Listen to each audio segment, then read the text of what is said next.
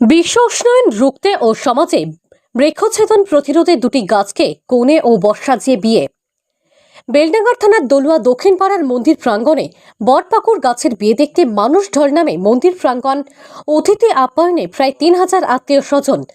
মন্দির প্রাঙ্গণে দেওয়া হলো দুই গাছের বিয়ে। বিয়ে উপলক্ষে সমস্ত মানুষকে খিচুড়ি ও পায়েস খাওয়ানো হয়।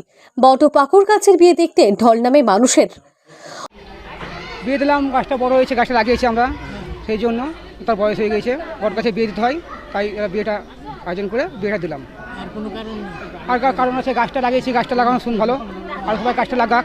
আয়োজন সকাল থেকে আমাদের থুবড়ো হয়েছে, থুবড়ো হওয়ার পর সারা গ্রাম বাজনা হয়েছে, সারা গ্রাম বাজনা ঘুরে তারপরে ঠাকুরমশাই ছিল, বিয়েতে হলো, খাওয়া দাওয়া সন্ধ্যাবেলায় আয়োজন ছিল মোটামুটি ২,০০০ লোকের আয়োজন। ২,৫০০ ৩,০০০ হয়ে যেতে পারে।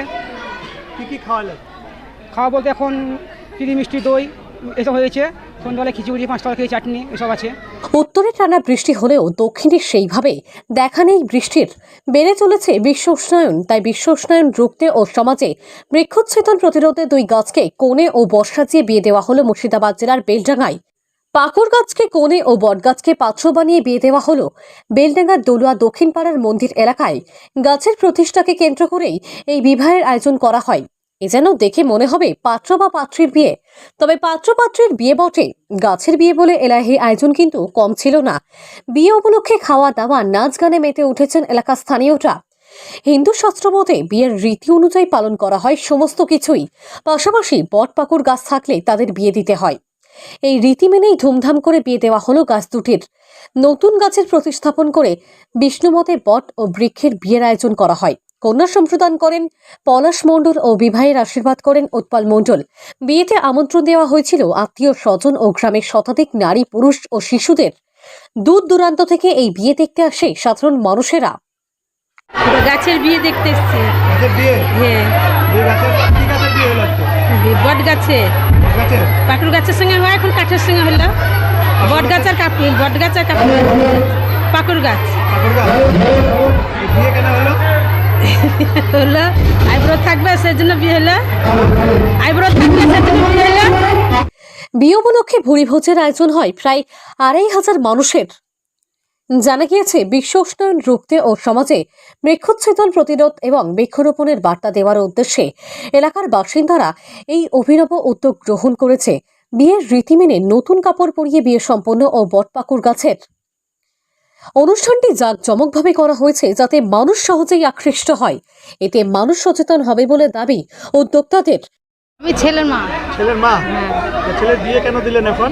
ছেলের বিয়ে দিলাম, গাছটা বড় হচ্ছিল আর সবাই গ্রামে এসে আনন্দ করবে বলে ছেলেটার বিয়ে দিলাম। কত লোকের আয়োজন করেছিলেন? ২,০০০ ২,৫০০। ২,০০০ লোক। কি খাওয়ালেন?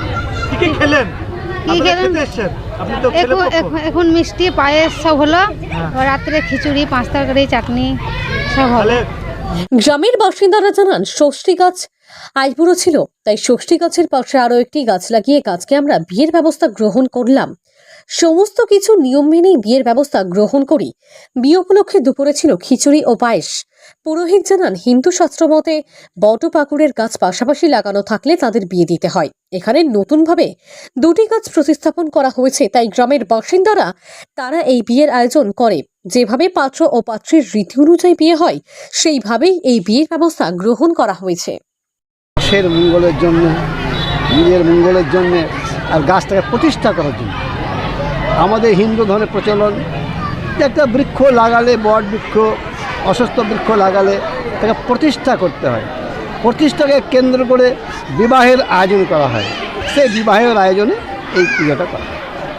এবার আমরা শিব মতে করতে পারি, রাম মতে করতে পারি, বিষ্ণু মতে করতে পারি, ব্যাস।